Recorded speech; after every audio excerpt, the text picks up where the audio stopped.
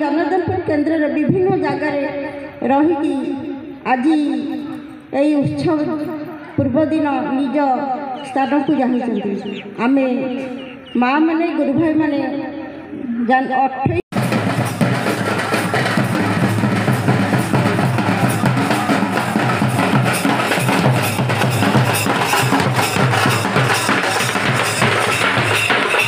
कटक सदर निर्वाचन मंडली अंतर्गत जनार्दनपुर सत्संग केन्द्र 44तम वार्षिक उत्सव 4 तारिख रविवार केन्द्र परिसर में अनुष्ठित हो जाइछि। एही कार्यक्रम सरस सुंदर और आकर्षणीय भाव अनुष्ठित होइथिला। जय गुरु, मो ना इबिनिता साहू, मु जनार्दनपुर जड़े निवासी।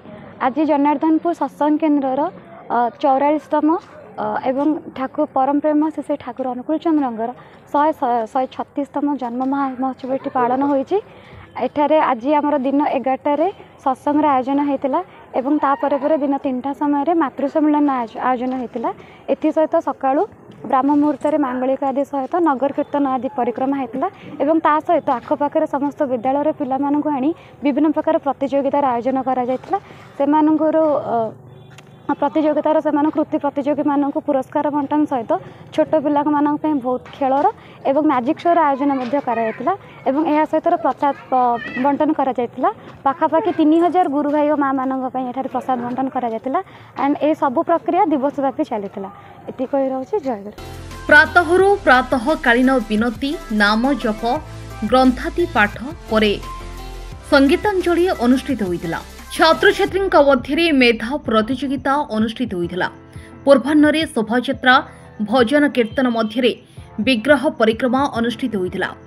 मध्याह्न प्रसाद सेवन पर अपराह्न मातृ सम्मेलनी मनोरंजन कार्यक्रम पुरस्कार वितरण संध्या विनती और अतसबाजी प्रदर्शन करा। वार्षिक उत्सव को समस्त कर्मकर्ता सदस्य माने परिचालन में सहायता करथिले। उत्सव जिला तथा जिला बाहर गुरु भाई माने जोग देथिले।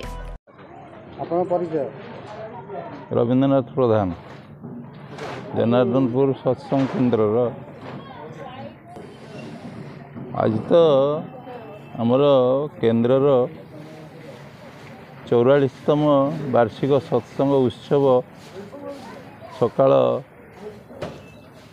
4टारू आरंभ हो संध्या 7टा पर्यंत लागू रहिला एवं एथिरे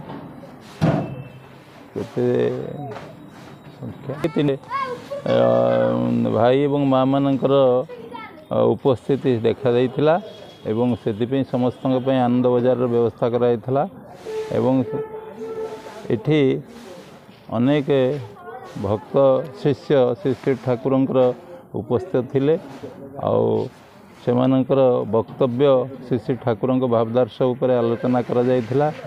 मनीष जीवन रे गुरु ग्रहण करी तांकर आश्रित हेले एवं तांकर निर्देश को पालन कर चलले मनीष जीवनटा केभली उन्नति हुए किभली भाव में उन्नति मुखर जीवन यापन कले मनीष आनंद पाए चाहे थेला विषय वस्तु। आमर संध्या समय प्रार्थना समय 5:41 पर 7टा सुधा आतसबाजी प्रदर्शन करा जिवो एवं सेथरे ही उद्यापित हो। वंशीधर बेहरा सत्संगर सहप्रतिनिधि आम जनार्दनपुर सत्संग केन्द्र मु संपादक अच्छी।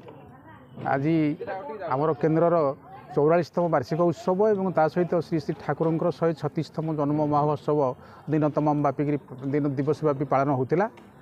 पूर्वर आमर यही वार्षिक उत्सव सबू राति रे पालन होता किंतु ए वर्ष परम पूज्यपाद श्री श्री आचार्य देव जी हूँ सत्संगर मौड़मणि तांकर आदेश निर्देश क्रमे आमर दिन बेले यही सत्संग कार्यक्रम अनुष्ठित होती। अनुष्ठान रे आमर पाखापाखि 3000 श्रद्धालु एवं गुरु भाई माँ मैंने समस्ते उपस्थित थिले। समस्त आम प्रसाद सेवन व्यवस्था करूँ। परम प्रेम श्री श्री ठाकुरंकर आसन खूब भल भाव आमर निकटरे थिबा भाई मैंने आसी फूल सजा कर संध्या बेलू प्रार्थना पर आतसबाजी प्रतियोगिता अच्छी एवं तापर सत्संगर उद्यापन कार्य हम। आज यही दिवस जो भाई मैंने आसते माँ मैंने आसते विभिन्न अंचल आम सत्संग जगतर परी मैंने आसते सत्संग जगतर कर्मी मैंने आसते समस्ते ठाकुर भावधारा उपर आलोचना रखिले एवं भाई मैंने माँ मैंने किभली भाव में उद्बुद्ध हेबे एवं एक सुख शांतिकर जीवन यापन करेंगे से कथा समस्ते शुणी आनंद चित्त गले एवं दिन 3टा बेले मातृसम्मिलन अनुष्ठित होता बहु संख्यार माँ मैंने उपस्थित थे से भजन कीर्तन नाम संकीर्तन खूब जोरदार होता से खूब भावगर्भ को आलोचना रखिंट जहाँकि माँ मान मन को छुई एवं आम आशा करुचु प्रत वर्ष यह अनुष्ठान अनुष्ठित हेले श्री श्री ठाकुर भावधारा बहुल परिमाण में प्रचार प्रसारित हो मनुष्यर जीवन को धन्य कर गढ़ी तोड़। सालेपुर अभय जेना रिपोर्ट ओडिशा समाचार।